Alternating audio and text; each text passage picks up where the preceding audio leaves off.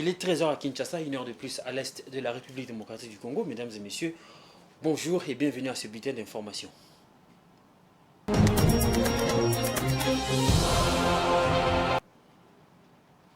On va commencer ces bulletins avec cette information en bref. Le président de la République, Félix Tshisekedi, n'est pas resté bouche bée face aux actes d'intolérance qui se sont produits le samedi 4 novembre dernier au Kasaï à Tchikapa contre Martin Fayulu, l'un des candidats président de la République pour les élections de décembre 2023. Selon sa porte-parole Tina Salama, Félix Tshisekedi a appris avec regret l'intolérance politique dont a été victime Martin Fayulu par certains compatriotes.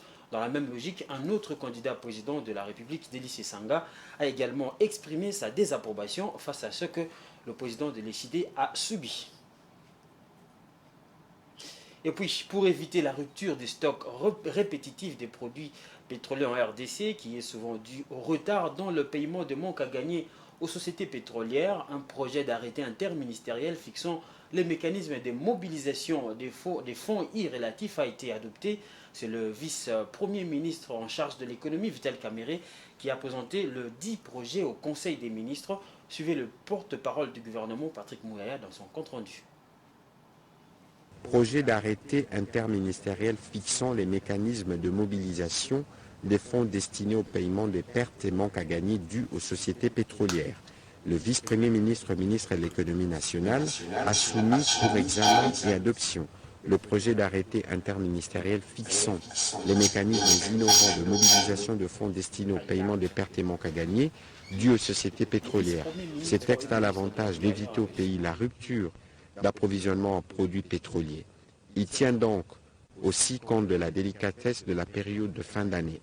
Le vice-premier ministre, ministre de l'économie nationale, a passé en revue les modalités de ces mécanismes de paiement par les banques commerciales pour le remboursement progressif de la créance due à la profession pétrolière, tout en soulageant la pression exercée sur le trésor public. Le dit mécanisme a été convenu avec les banquiers et les pétroliers et a été enrichi des avis techniques du Fonds monétaire international avec qui nous sommes en programme. Il a été complété par la vice-ministre des Finances et les ministres des hydrocarbures. Après débat et délibération, ce projet d'arrêté a été adopté. Le vice-premier ministre et ministre de l'Intérieur a reçu en audience un collectif de députés provinciaux de Kinshasa venu plaider pour la réouverture de l'Assemblée provinciale de Kinshasa. En réaction, le VPM Kazadi a annoncé une réponse relative dans les jours qui viennent. La rencontre s'est déroulée au Roméo Golf. Je vous propose de suivre le député provincial Mo Moudissi, rapporteur du collectif. Nous sommes collectif de députés provinciaux de la ville-province de Kinshasa. Nous sommes venus voir le VPM en tant que le patron de la territoriale parce qu'il y avait un petit souci au niveau de la ville de Kinshasa. Lorsque je parle d'un petit souci, il y avait un malentendu. Mais nous, en tant que députés, nous sommes venus le voir pour que nous puissions travailler calmement au niveau de l'Assemblée provinciale de Kinshasa parce qu'il avait pris l'option de fermer l'Assemblée provinciale. Avec tout ce qui s'est passé, nous, députés provinciaux, nous sommes venus, on a parlé qu'il y avait un malentendu, il n'y a pas un petit problème au niveau de l'Assemblée provinciale de Kinshasa. Nous sommes juste en phase de la clôture de la session budgétaire au niveau de l'Assemblée provinciale parce que d'ici peu nous allons à la campagne électorale. Il y a beaucoup que nous devons travailler sur terrain pour que le chef de l'État soit élu au niveau de la ville de Kinshasa parce que la plupart nous sommes les députés de l'Union sacrée de la ville-province de Kinshasa. C'est ça le message que nous avons laissé auprès des VPM de l'intérieur. Nous sommes l'organe délibérant. Nous sommes l'organe délibérant de la ville de Kinshasa. Nous sommes les députés provinciaux. Il y a la séparation du pouvoir entre l'exécutif et l'Assemblée provinciale. Nous sommes venus plaider jusqu'à par rapport à ce qu'il avait pris comme l'option de suspendre les activités au sein de l'Assemblée provinciale de Kinshasa. Lui, en tant qu'un père de famille, en tant qu'homme d'État, homme politique, il a dit que non. Je vous ai écouté et je vous ai entendu. Et je vais réagir. Nous sommes nombreux ici, nous sommes venus juste pour plaider pour que le VPM puisse ouvrir notre séance de travail que nous allons clôturer. Bientôt, nous serons en vacances et nous serons en session budgétaire pour que nous puissions aller à campagne électorale. On va changer de chapitre pour le moment. Les 7 km de la route Nzolana vont être livrés à la population utilisatrice le 15 novembre prochain. C'est le message délivré par le directeur général de l'Agence congolaise des grands travaux ACGT en sigle, Nico Nzaou, à l'issue de la visite qu'il a effectuée le vendredi 3 novembre en compagnie de l'entreprise CISC SA et du ministre de l'Infrastructure et Travaux au public. 15 novembre 2023, voilà la date à laquelle l'Agence congolaise des grands travaux va livrer la route Nzolana entièrement revêtue. Le message vient de son directeur général, l'ingénieur Nico Nzaou. Je suis content de vous dire qu'au 15 novembre, nous allons terminer les travaux de l'avenue Nzolana. Accompagné de son adjoint Jean-Claude Midombouete, de l'entreprise CISC SA et du représentant du ministère des Infrastructures et Travaux Publics, il a parcouru tous les 7 km de cette nouvelle route sous les explications du chef de mission. Tous les détails des travaux sont passés au peigne fin. La traversée de Nzamba-Yandangui a particulièrement été bétonnée sur 1 km pour plus de solidité vu le relief.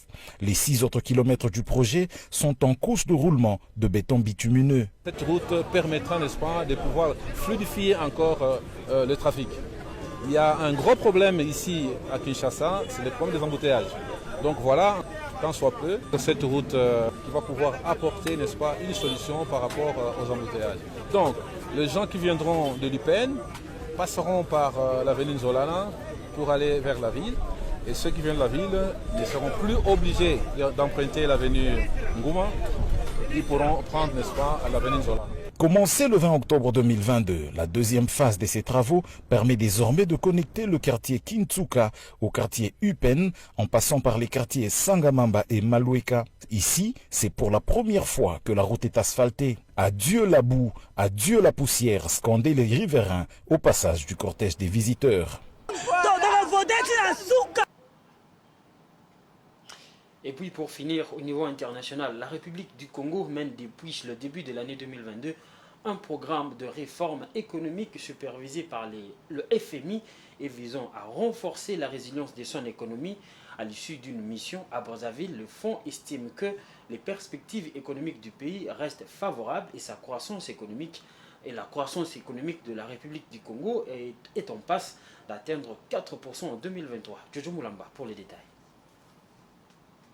Dans un communiqué publié ce vendredi 3 novembre, le Fonds monétaire international prévoit une croissance de 4% en 2023. Le fonds, cette institution de Bretton Woods, explique que cette projection se justifie par une solide performance du secteur non pétrolier et le redressement de la production pétrolière au premier semestre cette année après 3 mois de contraction. Dans le cadre de l'examen du programme Facilité élargie de crédit, le FMI a estimé que de progrès significatifs ont été réalisés en ce qui concerne les discussions sur les mesures politiques visant à assainir les finances publiques et à faire avancer les réformes structurelles clés. Cependant, des efforts continus sont également nécessaires pour soutenir la mise en œuvre de réformes structurelles visant à renforcer la gestion des investissements publics, à améliorer la gouvernance et à soutenir l'assainissement budgétaire. En janvier 2022, le gouvernement congolais s'était engagé dans un programme économique de 36 mois au titre de la facilité élargie de crédit. Un programme soutenu par le FMI en vue de réduire la fragilité et placer le Congo sur la voie d'une croissance plus résiliente et plus inclusive. L'accord entre Brazzaville et l'institution monétaire permet au pays de bénéficier à terme d'un financement d'environ 455 millions de dollars américains.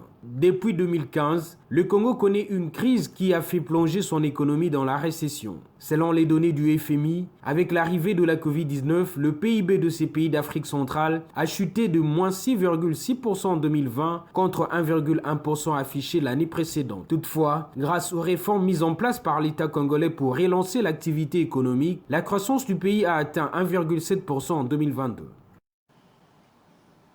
Et voilà, c'est déjà la fin de ce bulletin d'information. Merci à vous, chers téléspectateurs, de l'avoir suivi. Et notre grand rendez-vous de l'actualité, c'est à 19h avec la grande édition qui vous sera présentée par Damani Mojinga. Au revoir.